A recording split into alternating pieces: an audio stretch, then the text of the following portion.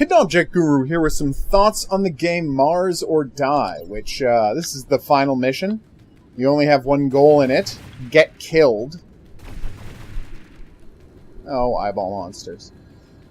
And it lasts for 20 minutes. Well, I've built a grid of guns that have us lasting for nearly an hour. We've collected all of the upgrades in the level. First time I've ever managed that. So I don't know if we can do this indefinitely, but it's starting to feel like we could do this indefinitely. So I thought this would be a perfect time to offer some just final thoughts on the game. So, yeah, there were never any permanent upgrades, which I think is a mistake in this kind of tower defense game. I think giving permanent upgrades to characters gives you a reason to go back and play the earlier levels. So I think that would have been a smart addition. Also, can I get one right? Yep, there we go. The idea is I left a solar panel here on the left to act as a decoy, and then when guys run over to kill them, they get swamped by 5 or 6 different cannons, and they never get close to it. It's nice. You pull some guys off of the main area, and that's really all you want. Yeah. Like, there never being any permanent upgrades was, you know, a minorly annoying. And while there is a certain amount of entertainment to in every level, rushing around, picking up upgrade cubes, dropping them off at the research center, I still think you could have left that in the game while giving me some baseline ways to strengthen the units. That being said, they never added any additional monsters either. I meant one more kind of monster out of the What Is It video. I think there's only 8 or 9 missions in the entire game, and then of course the endless mode, which is like the final level here. But forever. I mean, until you run out of life. And there's challenges and ways to play it, so it's like, you can go back and you can go for all of the medals you missed. But one of the problems is that with the medals we missed,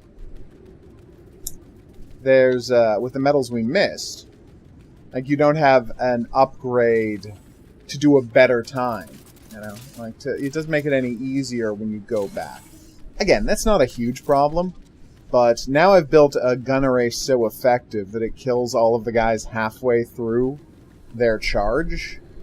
And there's nothing left to do in the game except to wait around for more guys to come, because I've, like, mined all the crystal and picked up all the items, so I think we should just commit suicide after we hit the hour. Yeah, so there's guys who headbutt you, big guys who headbutt you, then there's guys who shoot a spin of bullets in all directions, and then there's big guys, I think they're the behemoths, who shoot a big fusillade. You'll see some of those in just a minute. They're quite annoying. They're not a big problem, and especially when you've arrayed this, you know, amount of guns in one place. How many guns do we even have? Now you can see how easy it is to kill these guys. A lot of the missions where you travel to a point are kind of the more interesting ones, because you have to build mini stations as you go and survive attacks in not ideal. There he is. Yeah, my goal was to nice. My goal was to delay him long enough that the focused fire could take him out, and it worked perfectly. See, there he is going to try and destroy the solar panel. Will he pull it off? The answer is no. And yeah, as you can see, this is not super challenging anymore. So we got 4, 1, 2, 3, 4, 9, 12, 15, 16, 17, 18, 19, 20, 1, 2, 3, 4, 5, 6, 7, 8, 9, 10, 12, 13. So we've got 33 guns, which is a lot of guns. It's a trophy for building 50 guns in one mission, which sounds entertaining, but I don't even know if I have enough room for it, let alone enough money. Got about like 17 more. That being said, I have 6,000 left and nothing to spend them on, so who knows? Maybe it'll be worth it. Yeah, some Mars or Die. It's cute. The Pikmin look to it is very sweet. I really do like the Pikmin vibe. you know, yelling at your guy, getting him to come along. You can't really order guys to go places or do things. There's issues with the pathfinding. The guy you're not controlling will get hung up on walls, and like it's to not a small extent, like to a large enough extent that it becomes an issue. So I was not a fan of that. Let's see, is this finally enough turrets? Oh god, I know I need like 15 more. Probably not 15, but a lot more. So yeah, that's not ideal. Like the hanging up is an issue. The fact that you can't.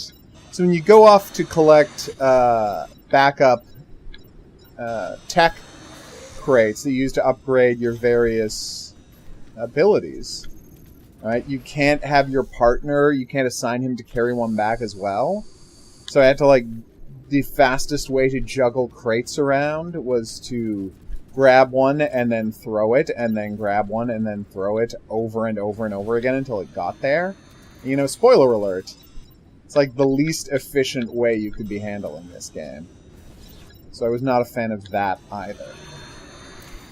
Just realized I might draw guys out this way if I, Come on, there we go. If I start putting solar panels there, so I better actually be practical about the deployment of some of these guns. But yeah, it's cute. The monsters, I wish there had been a larger variety of monsters over the course of the game. You can't really do boss monsters because it's hard to do boss monsters in a like tower defense where there's a big path you can route them down. You can do boss monsters, but the kind of tower defense that this is, where you have a strict base to stay within that they besiege from multiple angles, it's really tough to do boss monsters right. What's it called? Dragon Quest Builders managed it in their tower defense boss sequences, but that's really hard to do. You gotta have over 50 turrets at this point, right? I have a ridiculous amount of turrets. I feel like there was 20 more turrets.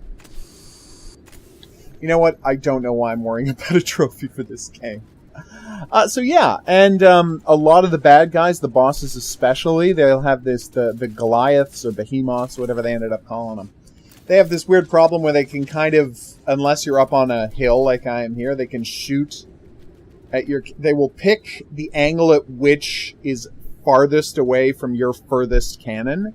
And I know that's a smart way to play, but it's very frustrating because unless you've, you know, developed your cannons in in the best possible way, which is very hard to do and sometimes impossible, you'll be in a position where the bad guy can just shoot at your furthest away cannon, and only that cannon can shoot at him, and it's not going to be able to kill him. So he'll destroy one, then he'll move on to the next one, and all the while, the rest of his guys are swarming the other cannons, so like he can strategically pick them off in a way that doesn't seem fair. If there was a way to like upgrade your turrets for more range, I feel like that would have been a better effect.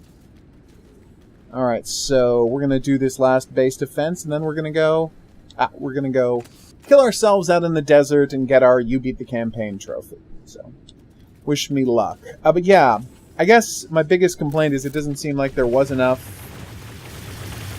Like, there's not enough different kinds of missions.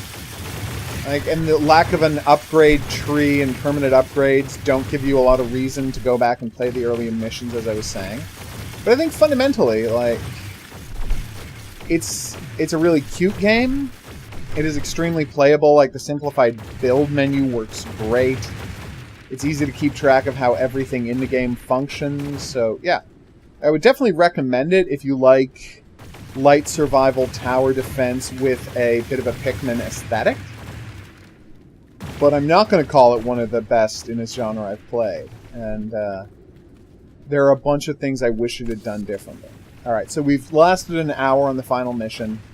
I think it's time to actually go and complete the game, because there's no way to beat this except to die. It's like the end of Halo, where, you know, Reach, where sadly you're not allowed to just kill the entire Covenant army at that one starship launching place. At a certain point, you have to get taken down.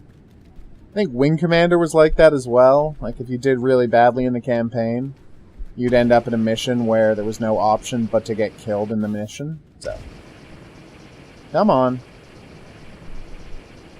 But we're dying on our own terms. The monsters aren't getting us, and, you know, God willing, the base we've set up there is so incredibly resilient that it will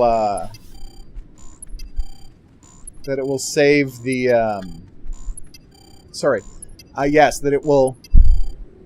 that it will protect it, even as there we go. Yeah, that's how badly we kicked the ass of those Martians. Yay! We did it, everybody! We finished the mission. But there is no mission. That was... Yeah, okay. Thank you. That was very cute. So yeah, Mars or Die. It's cute. No, we're not gonna play Endless right now. Thank you for the offer. We're not going to. But as you can see, just like that previous mission for the Endless, it sends you up a nice base you can defend from. So I might see how far I can get Endless at one point, but we're not going to do that now. So yeah, Mars or Die. Strong game. So oh yeah, there's only 9 missions, and one of them is just a preview of Endless. I did not do good badge-wise, did I? In any event, so yeah, definitely a high-quality game. I was very happy with it, but it could have used more content, and if it was a more robust structure, I think it would have been more satisfied. But then, of course, they'd have to do more mission types, and they'd have to bring in different enemy types, probably different tower types. So I understand that would be a lot more complicated, but as a very casual tower defense survival game, I can recommend it, but it's not going to have the meat that people who love this genre are probably looking for. Good first place, although it does remind me how much I'd rather be playing Pikmin. Alright, I've been the Hidden Object Guru.